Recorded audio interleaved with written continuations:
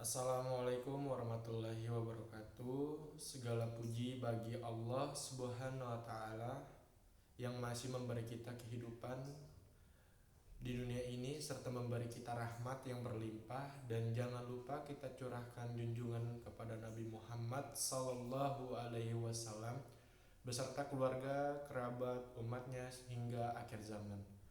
Seiring berjalannya masa, dunia terasa menjadi sempit dan sebentar. Di balik keindahan dunia hingga saat ini, pasti akan terjadi yang namanya kehancuran atau sebut dengan kiamat. Kiamat adalah keadaan atau situasi di mana seluruh makhluk hidup di dunia ini akan musnah dan hangus. Kiamat tidak akan bisa dihindarkan oleh siapapun, kalangan kaya hingga miskin, kuat dan lemah, dan lain-lain. Sehingga umumnya kiamat dibagi menjadi dua, yaitu sugro dan kubro.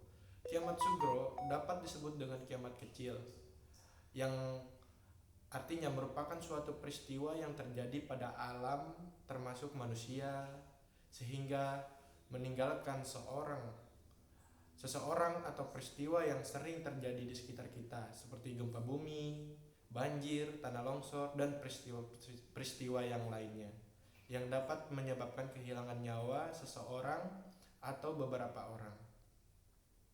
Definisinya adalah peristiwa hancurnya alam semesta dengan semua isi, termasuk dengan bumi, matahari, dan planet-planet lainnya. Ada beberapa sekali dalil tentang kiamat kubro. Ini diantaranya adalah pada Quran surat Al-Qoriyah ayat 4 dan 5, yang artinya pada hari itu manusia adalah seperti anai-anai yang bertebangan. Itu yang ayat keempat. Dan gunung-gunung adalah seperti bulu yang dihambur-hamburkan. Itu ayat 5. Kiamat kubro ini ditandai dengan ditiupnya trompet sangkakala oleh malaikat Israfil. Tidak ada yang tahu kapan terjadi kiamat besar ini kecuali Allah Subhanahu wa taala. Bahkan Nabi Muhammad sallallahu alaihi wasallam pun tidak tahu. Tetapi Rasulullah SAW telah memberi tanda-tandanya sebelum datangnya hari kiamat.